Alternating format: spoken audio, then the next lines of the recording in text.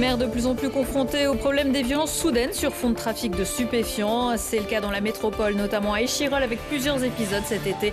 La maire Amandine Demort est l'invitée du JT. Où partent les eaux usées d'une partie des habitants du Grésivaudan? C'est ce que sont venus découvrir les membres du conseil municipal des jeunes de Pontcharrat. 2400 mètres cubes d'eau y sont traités chaque jour avec d'un côté l'eau propre et de l'autre côté les boues usées qui sont transformées par le méthaniseur. Et puis retour sur une compétition au fil de l'eau sur l'Isère en plein centre-ville de Grenoble. Elle a eu lieu dimanche, des courses en kayak de descente de la passerelle du parc de l'Île d'Amour à la passerelle Saint-Laurent avec la présence surprise d'une vice-championne du monde.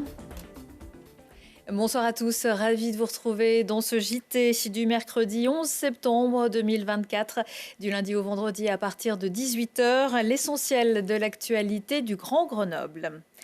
3 jours après la mort de Lilian Dejean, le procureur de la République de Grenoble, Éric Vaillant, ouvre une information judiciaire pour meurtre sur une personne chargée d'une mission de service public, blessure involontaire aggravée par la vitesse et le délit de fuite, port d'armes de catégorie B. Cette mesure, avant le délai habituel, va permettre, sous la direction d'un juge d'instruction, de débloquer des moyens de recherche spécifiques pour les enquêteurs, chargés d'interpeller le suspect, toujours introuvable. Parmi les indices retrouvés dans sa voiture de location abandonnée, se trouvait sa carte d'identité. Éric Piolle va saisir l'Arcom contre CNews. C'est après avoir vu qu'un bandeau sur la chaîne de Vincent Bolloré que le maire de Nice, Christian Estrosi, s'était dit choqué que le maire de Grenoble parle de balles perdues alors qu'il répondait à une question d'un journaliste en conférence de presse sur la série de fusillades de l'été. Le maire de Grenoble a dénoncé une fake news de la fachosphère. Ces 18 fusillades ont fait un mort et plusieurs blessés dans la métropole, notamment à Échirolles. Bonsoir Amandine Demort. Bonsoir. Vous êtes la maire d'Échirolles. Mardi, vous avez également rendu hommage à Lilian Dejean devant votre mairie, parce que ce qui lui est arrivé, ça aurait pu arriver à Échirolles. Ça aurait pu arriver n'importe où, et puis c'était important aussi pour les agents et agentes du service public, parce que là, c'était vraiment le service public qui était en deuil suite à ce meurtre. Et puis, Lilian habitait la commune d'Échirolles. Donc, c'était pour nous extrêmement important. Et de la même manière, je me suis rendue à l'hommage organisé par Éric Piolle à la mairie de Grenoble lundi. Fin août, vous avez écrit au président de la République après cette série de fusillades pour lui demander quoi ? Je lui ai écrit très longuement une lettre de 5 pages. C'est suite aux événements qui se sont déroulés sur l'agglomération cet été, avec cette montée de violence, avec cet usage aussi d'armes à feu, ce nombre de blessés conséquents sur le territoire métropolitain. Je lui fais part de la situation de l'agglomération et puis plusieurs demandes que j'estime aujourd'hui légitimes, comme le retour de la police de proximité qui avait été cassée par Nicolas Sarkozy. On exige aussi un commissariat de plein exercice sur le territoire d'Échirolles pour le sud de l'agglomération. On est une ville de plus de 37 000 habitants et j'estime qu'on le nécessite. Et puis des moyens aussi supplémentaires sur la prévention, pardon. Est-ce que vous avez eu des nouvelles ? Absolument pas. Est-ce qu'aujourd'hui, vous renouvelez cette demande ? Oui, bien sûr. J'espère avoir une réponse assez rapidement parce que la situation est anxiogène pour beaucoup d'habitants et habitantes. Parce que les montées en violence sur l'agglomération ces derniers temps, ça devient insupportable. Et oui, j'attends une réponse rapide de la part du chef de l'État. Ce que vous dites, en fait, c'est que vous, en tant que maire, vous êtes démunis avec la police municipale. Vous n'avez pas les moyens de lutter contre les trafiquants et les violences qu'ils génèrent ? Non, ce n'est pas leur rôle. Parce qu'il faut savoir que les policiers municipaux n'ont, par exemple, pas le droit d'enquête. Donc c'est quand même compliqué de gérer le problème du trafic de stupéfiants quand on n'a pas le droit d'enquête. Là, on est sur des compétences d'État. Et c'est pour ça que je m'adresse aujourd'hui à l'État.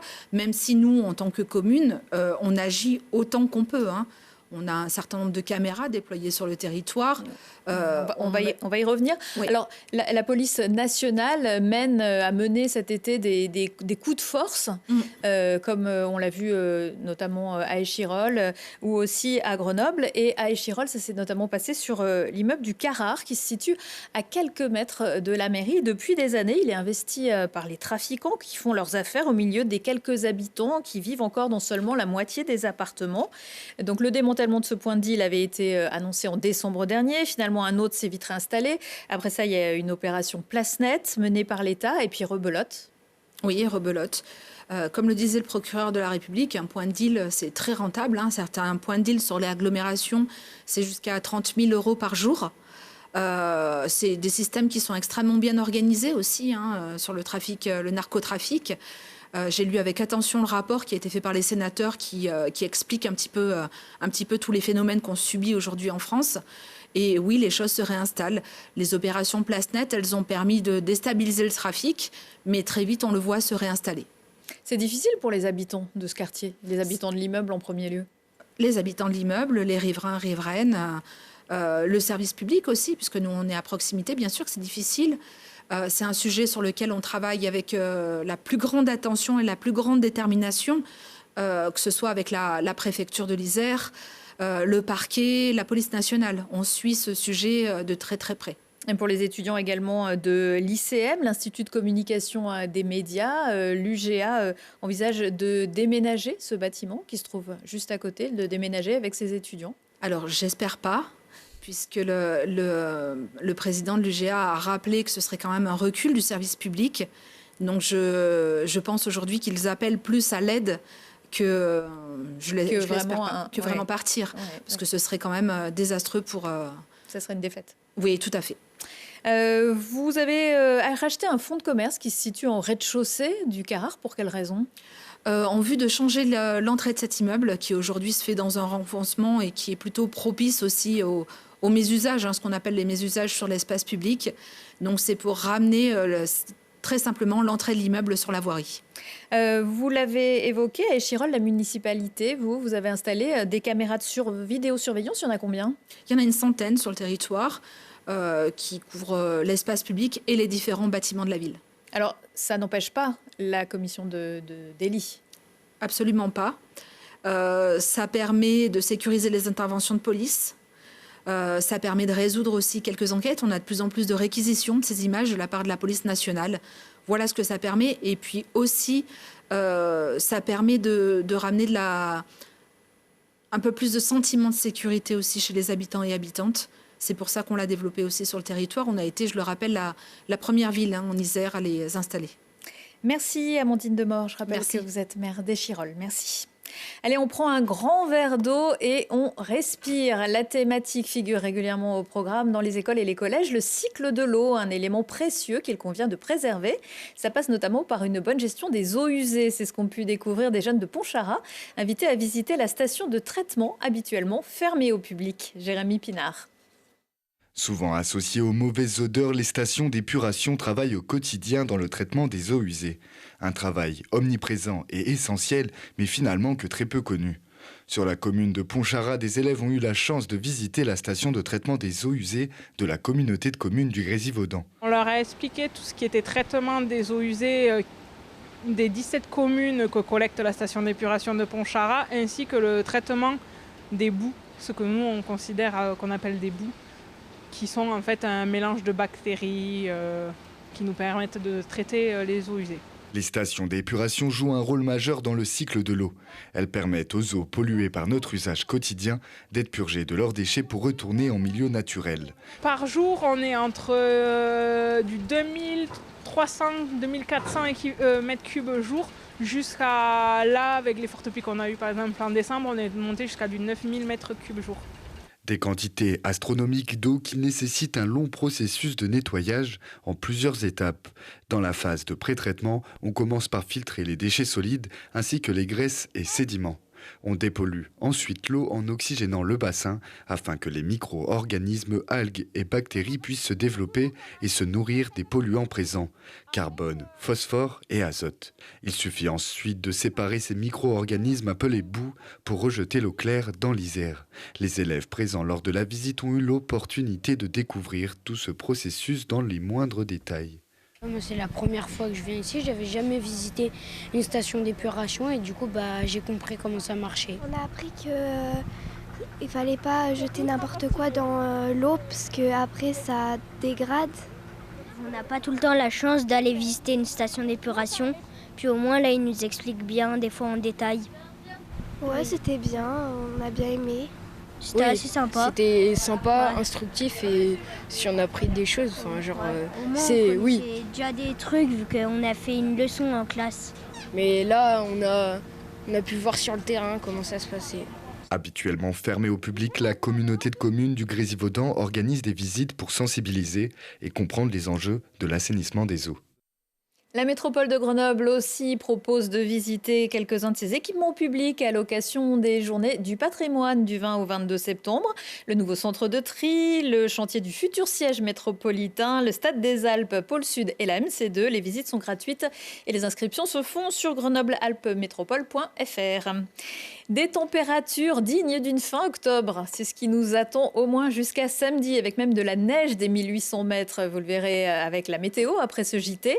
Mais pour savoir si vous aurez une chance d'aller skier à l'Alpe du Grand Serre cet hiver, il faudra attendre la fin du mois de septembre.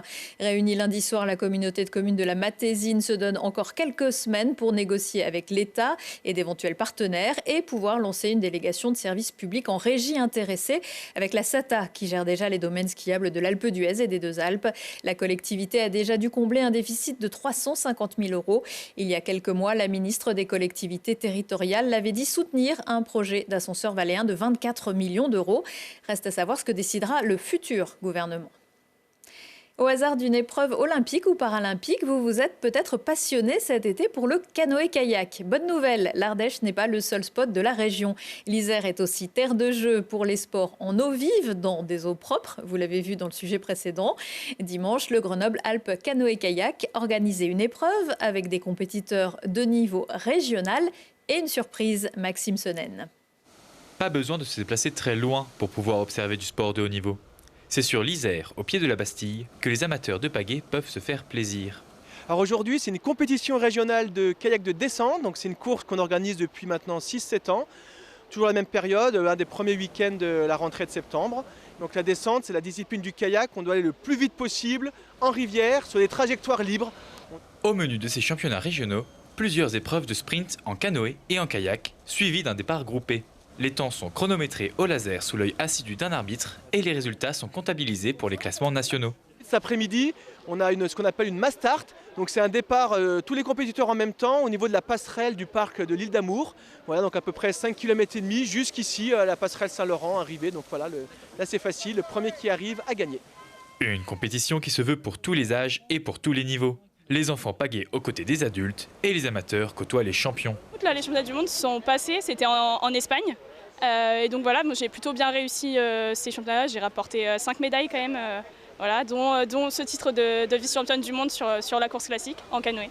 Ève Vitali-Gilbert est la nouvelle star locale. Elle vient d'emménager à Grenoble pour ses études de kiné et a rejoint le club isérois. Je viens d'arriver à Grenoble et je vais devoir un peu monter un projet parce que là je suis pour au moins de 4 à 8 ans. Donc voilà, c'est sûr que je vais devoir m'entraîner ici pendant vraiment un bon moment. Peut-être des aménagements à développer encore, mais c'est sûr que voilà, on a du bon potentiel pour venir s'entraîner tous les jours ici.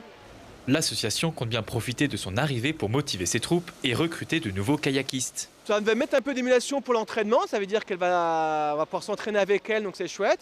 Et aussi les jeunes du club, on va avoir une athlète de haut niveau, une femme en plus, donc c'est très bien pour les jeunes de ne pas avoir seulement des gens comme nous, un peu des masters, donc un peu plus anciens et qui font plus de haut niveau. Alors que la France a déjà brillé durant les Jeux Olympiques de Paris au canoë-kayak avec une médaille d'or et une d'argent, Grenoble pourrait bien devenir une future terre de champions pour tout rafler dans 4 ans. Le club organise aussi un week-end de kayak féminin les 28 et 29 septembre à l'occasion de la journée de la jupe. Dans l'agenda, un pied en France, l'autre aux États-Unis. Quelques heures après le premier débat des élections présidentielles américaines entre Kamala Harris et Donald Trump, la librairie Le Square à Grenoble vous propose jeudi soir une rencontre avec l'écrivain Alain Mabanckou autour de son dernier livre. Cette femme qui nous regarde, Angela Davis, l'Amérique et moi. Prof de littérature francophone à l'université UCLA à Los Angeles, le poète et romancier se fait le passeur entre les États-Unis, la France et l'Afrique des cultures noires. Retour de l'actu dans 1 heure et en replay sur télégrenoble.net. Étudiants ou pas, on s'amuse à Muse jeudi. Pour bien démarrer sa rentrée, l'université Grenoble-Alpes organise l'événement Start UGA jeudi à partir de 16h30. Des animations et des concerts gratuits dont James Baker à 22h entre pop et funk. Excellente soirée à tous.